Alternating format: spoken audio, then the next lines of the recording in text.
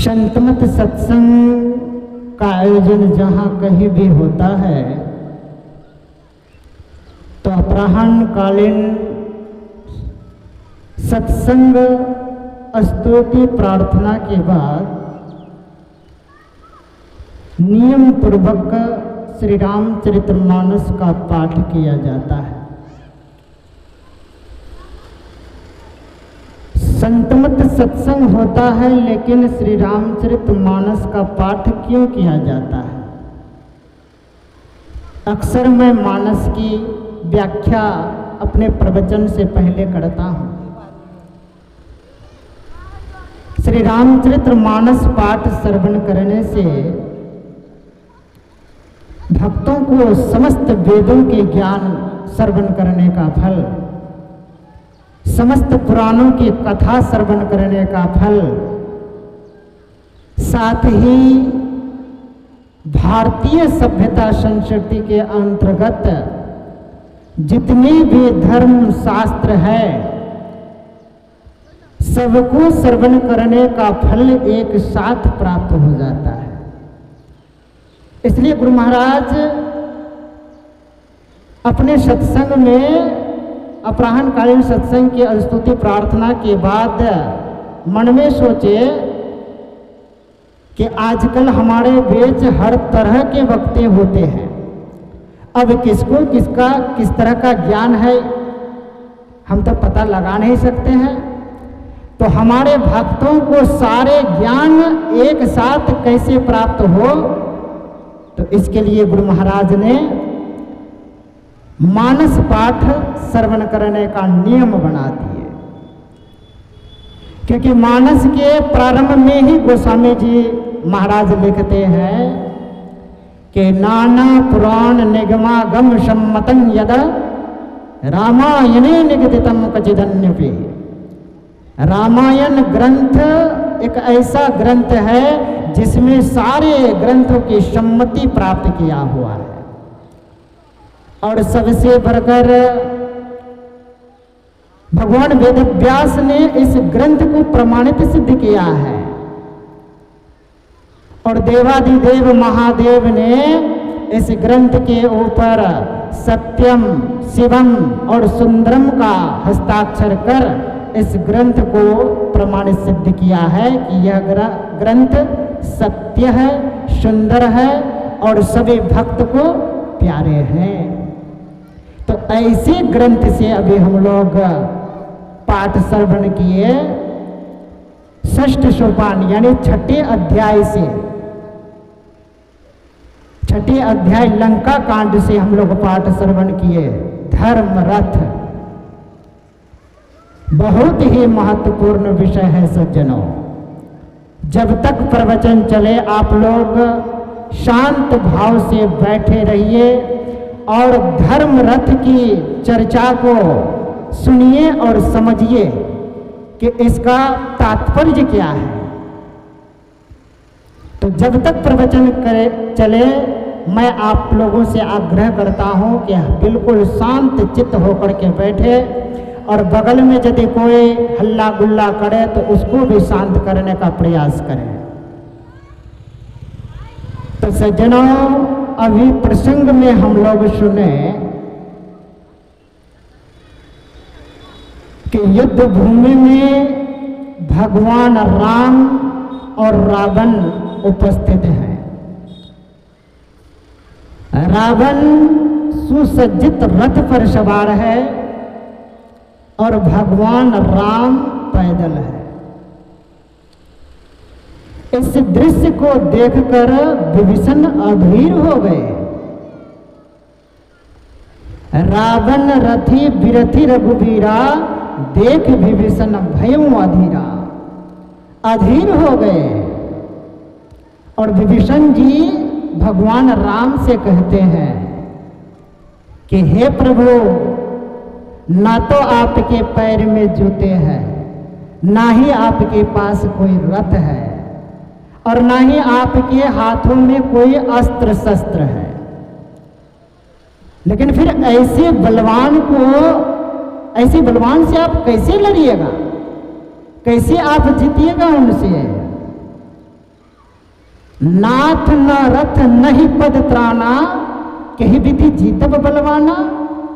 विभीषण जी कहते हैं कि हे प्रभु आप कैसे लड़ेंगे ऐसे बलवान शत्रु से।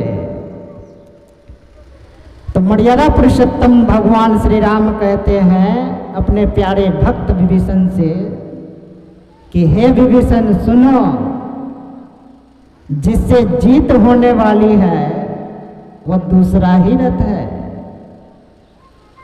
क्या कहे भगवान राम कि जिससे जीत होने वाली है वह दूसरा ही रथ है। भगवान राम कहते हैं कि सौरज धीरज तेहि रथ चाका।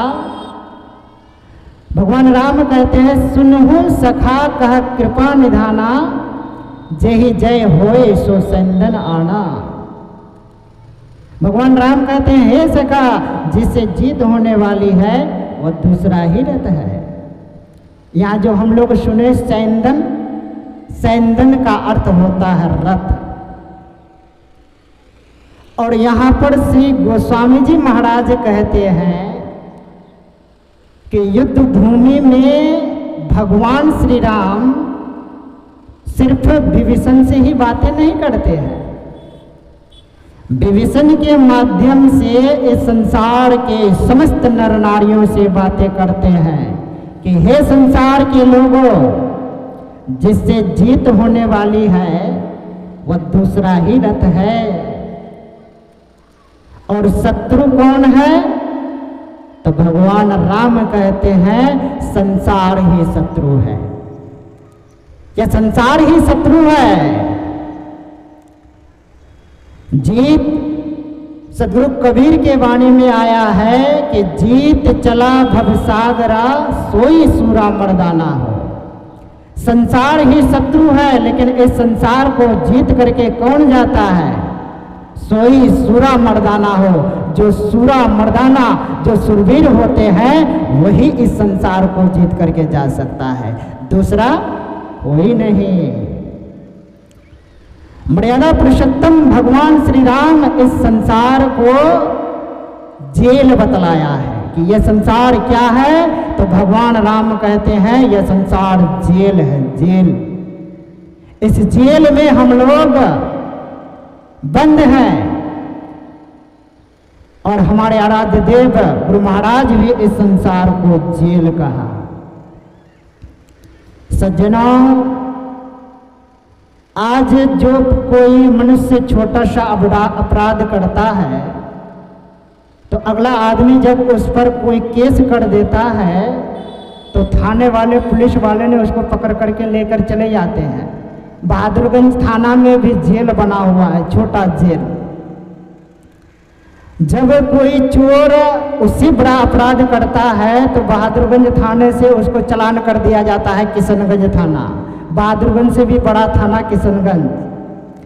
और उससे भी बड़ा कोई अपराध करता है तो किशनगंज से ट्रांसफर कर देता है उसको भागलपुर थाना।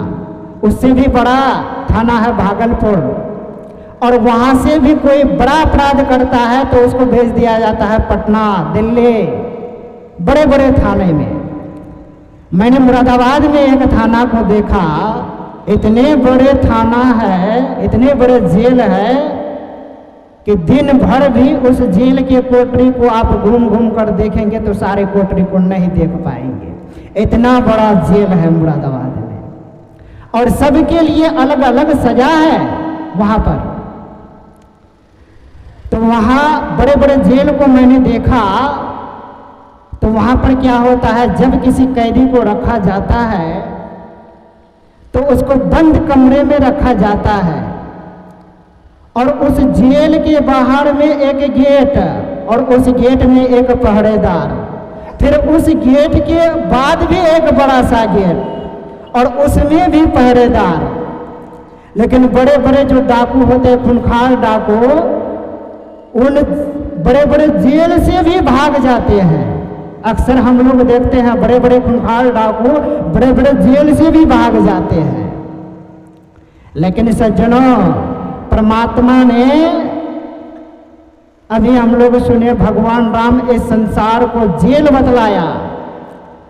लेकिन महापुरुषों ने कहा कि सबसे बड़ा जेल कौन का है इस संसार में? संसार तो जेल है ही, लेकिन इस संसार से भी बड़ा जेल कौन है? कौन सा जेल है?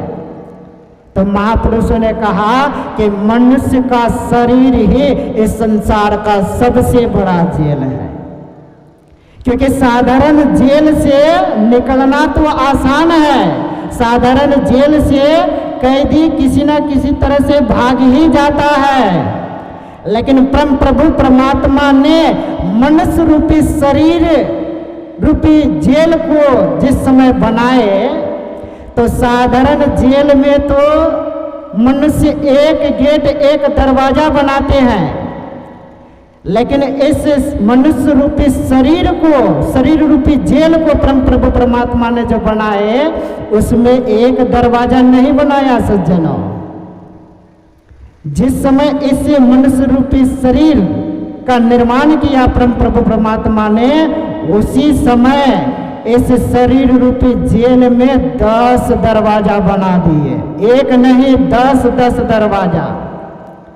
सामान्य जेल में तो गेट भी लगा हुआ होता है और उसमें ताला भी लगा हुआ होता है, लेकिन परम प्रभु परमात्मा ने इस मनुष्य रूपी शरीर रूपी जेल को जो बनाए, ना ही इस जेल में अपना कोई दरवाजा लगाया और ना ही किसी दरवाजे में अपना फाटक लगाया, ना ही किसी फाटक में अपना ताला लगाया। 10 दरवाजे को यूं ही खुला छोड़ दिया और इस जीव को उस के कर्म दंड के समय अनुसार इस शरीर रूपी जेल में उसको कैद कर दिया जाता है कि किस जीव को किस शरीर में कितने दिनों तक रखना है, उसके कर्म दंड के अनुसार इस मनुष्य के शरीर में इस जीव को कैद कर दिया जाता है। अब यह जीव इस जेल में कैद है और सारे दरवाजा 10 दरवाजा खुला हुआ है। चाहा करके भी यह जीव इस मनुष्य रूपी शरीर रूपी जेल से वह बाहर नहीं निकल सकता है सज्जनों।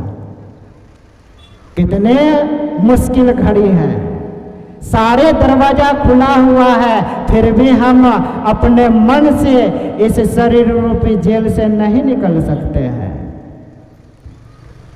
अब जीते जी मन चाहा इस शरीर रूपी जेल से कौन निकल पाता है? ध्यान से सुनिएगा आप लोग कि मन चाहा इस शरीर रूपी जेल से कौन निकल सकता है?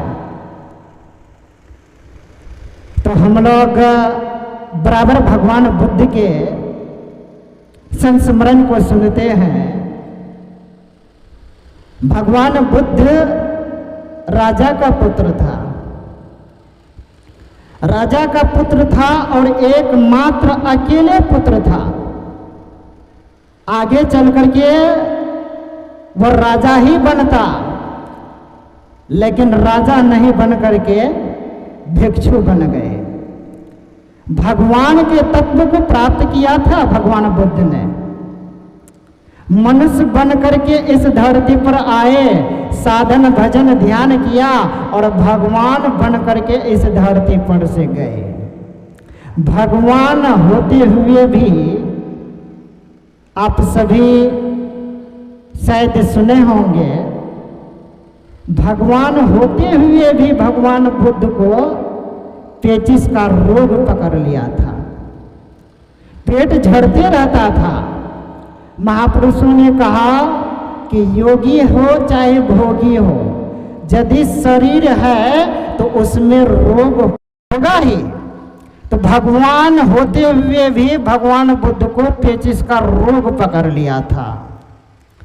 और आप सभी जानते हैं हमारे आराध्य देव को भी हरनिया का रोग पकड़ लिया था।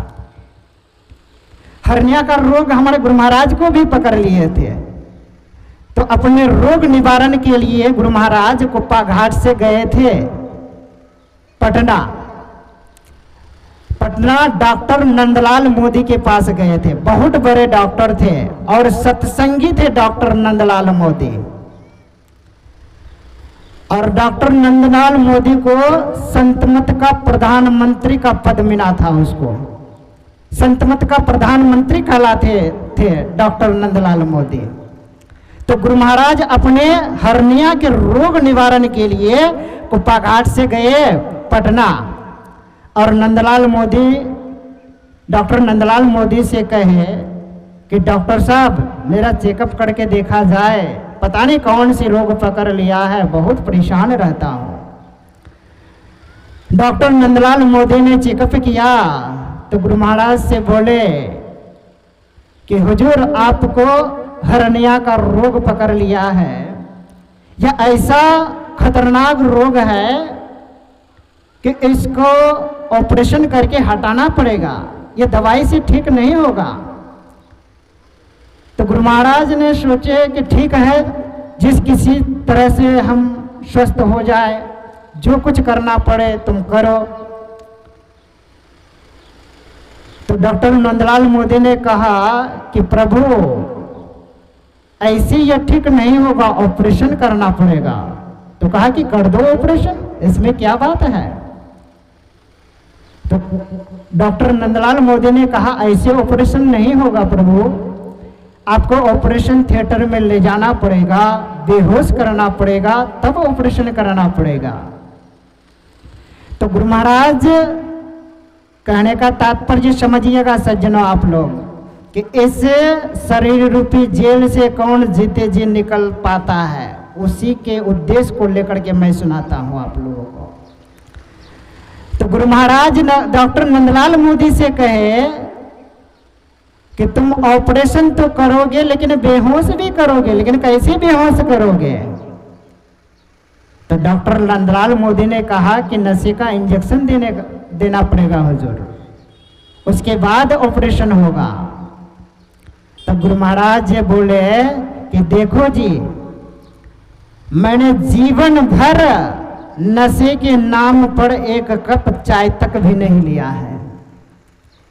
मैंने जीवन भर नशे के नाम तक एक कप चाय तक भी नहीं लिया है, और इस वृद्धा अवस्था में तुम नशे का इंजेक्शन दे करके मेरा ऑपरेशन करो, क्या यह उचित है?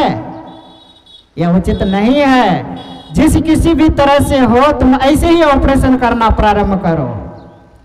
डॉक्टर नंदलाल मोदी ने कहा कि हुजूर आप नहीं सहन कर पाएंगे, बहुत कष्ट होगा। तब गुरु महाराज कहने की कृपा की कि डॉक्टर साहब ऑपरेशन के दौरान कितना समय लगेगा। तब डॉक्टर नंदलाल मोदी ने कहा कि कम से कम 1 घंटा लगेगा। 1 घंटा लगेगा, अगर जब तक मैं नशे का इंजेक्शन न दूं तो आप नहीं सहन कर पाएंगे प्रभु, बड़ा कष्ट होगा। तो गुरु महाराज बोले कि ठीक है, तुम ऑपरेशन करना प्रारंभ करो, मुझे जरा सी भी कष्ट नहीं होगी, तुम ऑपरेशन करना प्रारंभ करो।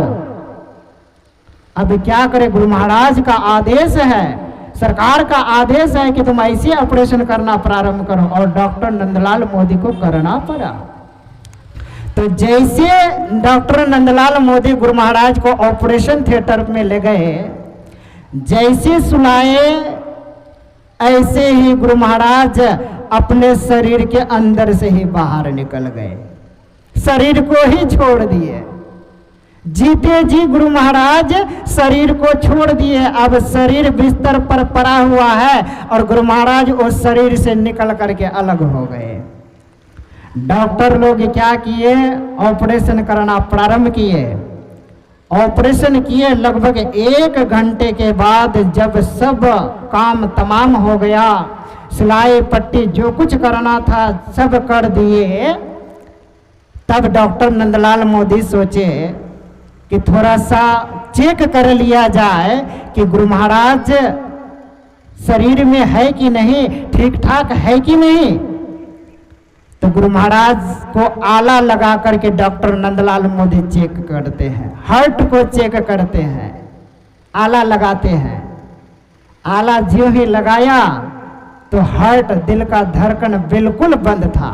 जिस तरह से मरे हुए आदमी होते हैं उसी तरह से मरे हुए आदमी के समान गुरु महाराज बिस्तर पर पड़े हुए थे। हार्ट की धड़कन बंद।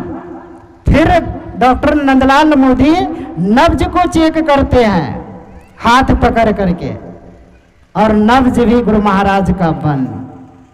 अब डॉक्टर लोग, डॉक्टर नंदलाल मोदी और उसके साथी जो भी ऑपरेशन थिएटर पे थे, सब कोई घबरा गए कि ये क्या हो गया। लगता है ऑपरेशन के दौरान गुरु महाराज के शरीर छूट गए हैं। गुरु महाराज शरीर को छोड़ दिए, इनका शरीर शायद पूरा हो गया। अगर हम लोगों के ऑपरेशन के दौरान गुरु महाराज का शरीर छूट गया, ये मर गए, तो हम लोगों को संत हत्या का पाप लग जाएगा। सारे डॉक्टर लोग ऑपरेशन थिएटर पर थर थर कांप रहे हैं कि ये क्या हो गया हम लोगों से। ऑपरेशन करते करते गुरु महाराज का शरीर छूट गया।